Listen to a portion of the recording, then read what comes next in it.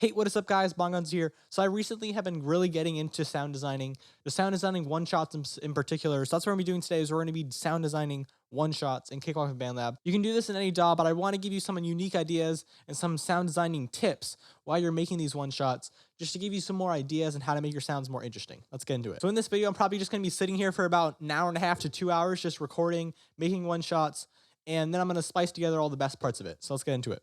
Okay, so first of all, let's just look through our instruments and let's just like choose a sound. Why don't we choose a sound from Helm? It really does not matter what synth you use or what sound you use at all like that. I don't recommend that you have a plan before you go into it.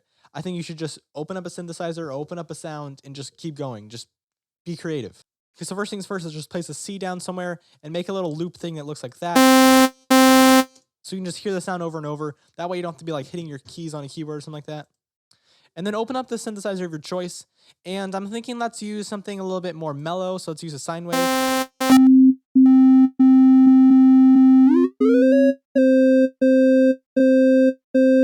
if you transpose one of these oscillators up an octave, you get a better effect because there's one on a normal C and one on an octave C.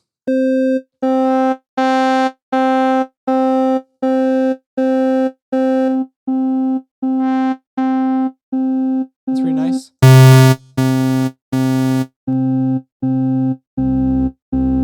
Okay, so now I'm thinking that we should transpose up an octave just so we can just get some ideas. Why don't we add a filter onto it?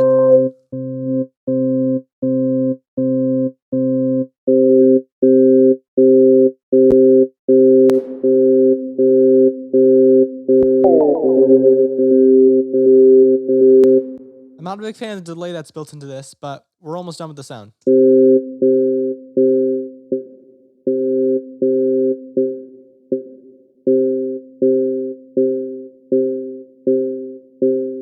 And just like that, that's our first sound. It's not that bad at all. Transpose up an octave again. And that's also you can play around with transposing things down an octave, like copying it down an octave. And just like that, we have a very like simple kind of plucky sound. Why don't we now cut some low end out of it?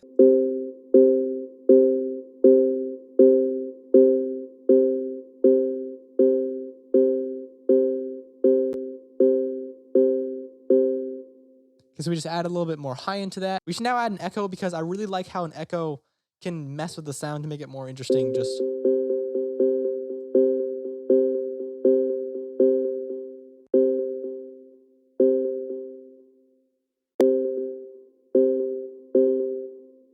so now we've got that sound there.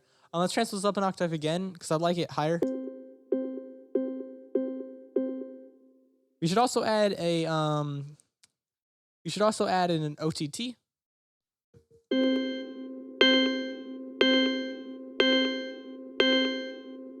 And inside the plugin, I know there's a reverb. I'm gonna turn that off. It's kind of messy.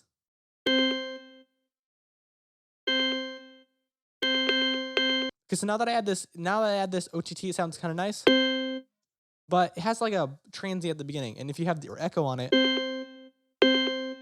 you have like a da-da-da in the background. So what we're gonna do to fix that is we're gonna bounce this to audio, and then we're gonna zoom in here, cut off the initial transient, probably even turn up this little thing so there's not a clipping sound. Yeah, that sounds good. And then if we turn on the echo boy again,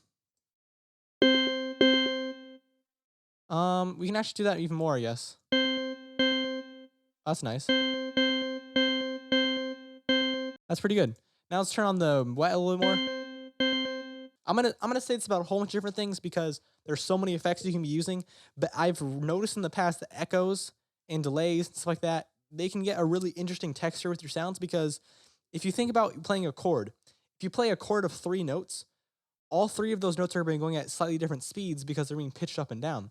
So since we're using one shots, if you have an echo to the initial one shot, you can make an interesting like kind of sound. Let's add a crystallizer to this.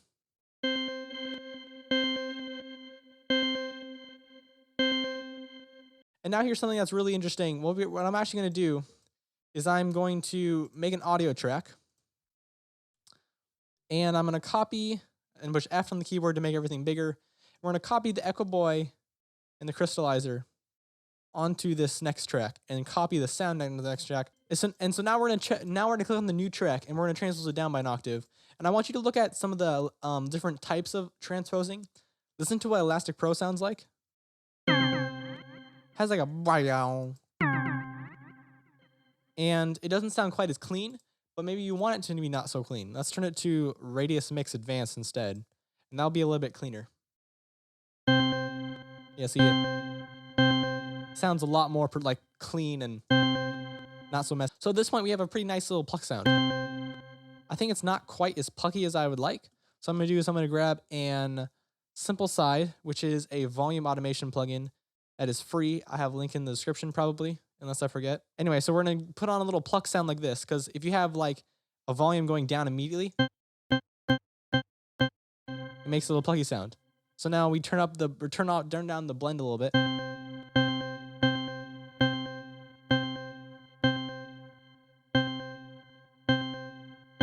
And just like that, that sounds really clean. Let's add a Valhalla frequency echo, which is a really cool echo that's free. And you can just do some really weird stuff with it. So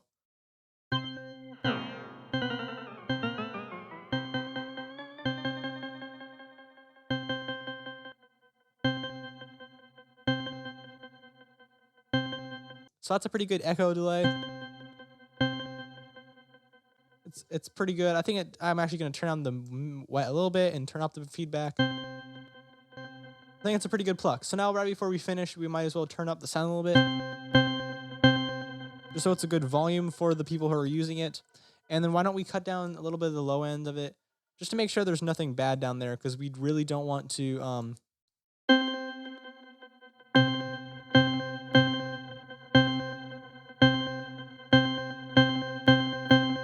it's okay to have low notes if you want to have like 300 and below. That's perfectly fine, especially since that people are probably going to be EQing it afterwards.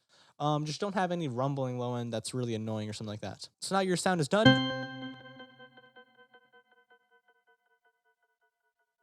Our sound dies away just around here. So we go to Selection, Export, Audio, Wave. And what should we call this? So then you should open up any sampler you have. I use Complete Control. And why don't you grab the sample you just made and then try it out on the keyboard? And make sure you turn down the sounds that are on the master channel.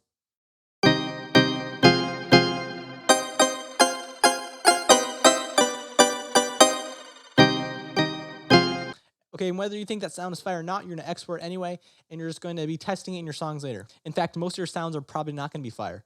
So I just recommend you just make a whole bunch of sounds, put them in a folder, and then come back to them later in your actual beats. And try to make a song using only your one-shots. And you'll probably realize that not all of them are super fire. So just keep practicing. I've made probably around 30 sounds at this point. And that's quite a bit, and I've only started in the first 5 days or so. But out of those 30, I've definitely had over half of them sound good. And I made some really, really fire one-shots, and I'm eventually going to be giving them away to you guys for free. But right at this moment, I'm just practicing, and I'm trying to show you guys how to practice so you guys can make your own beats. Okay, so now I'm going to try to make one more flute, because I wasn't a huge fan of all the other flutes I made so far. Except for one of them. I think the other one of them was pretty good. But I'm going to just take a straight flute.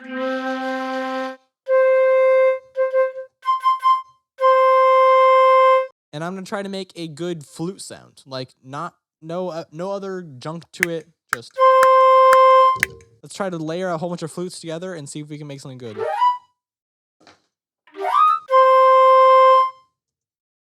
So I know there are other flutes inside of Complete Control, so we'll take those out. And then here's another flute.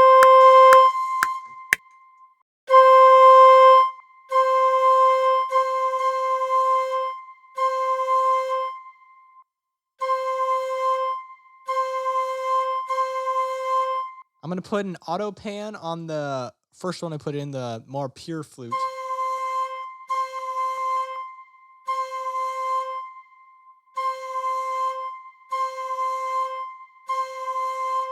I'm also going to put in a modulator,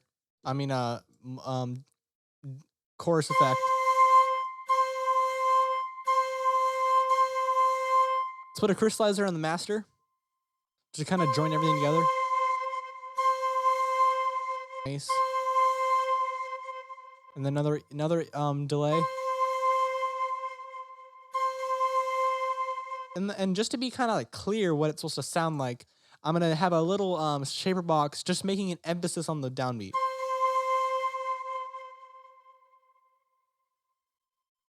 So by this point, there's no audio left. So we just do that.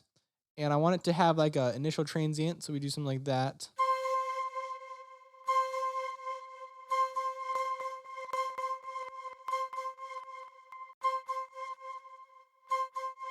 Oh, I definitely don't want it that extreme.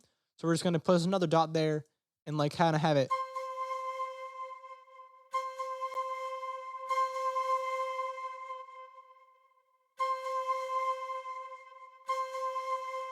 I'm a big fan of this flute. It's very, yeah, that's a really great flute. I'm just gonna render it out. And although these sounds might sound very like, like professional, like they don't sound like I tweaked them at all. If you're really looking to the details, like there's a lot of details like chorus effects, EQs, delays, reverbs. The things are going crazy behind the scenes, but when they all come together, it sounds pretty clean.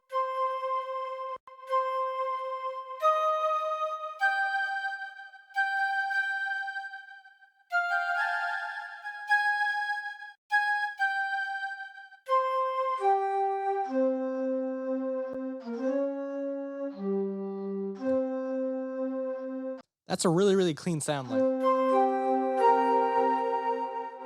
it's just really clean. You can play chords with it. You can play plucks with it. Awesome. If you guys are going to make one shots, let me know in the comment section. I'd love to check them out. You can send some over to me and I can give you some advice. My email's in the description. Thank you guys so much for watching. I really want to say thank you to all my subscribers. You guys mean the world to me. We're growing big. Stay with me. We're going to blow up soon. So I am planning on giving out some one-shots in the future. Subscribe for that, but like I don't really know when it's going to be. I've been making like 10 sounds a day, testing them out, trying to get which ones sound good, how can I learn from my stuff. So I am going to be releasing out some free stuff in the future. Not right now. Stay tuned for that though. Anyway, I see you next week, Tuesday, Thursday, or Saturday. 3 videos a week. Woo!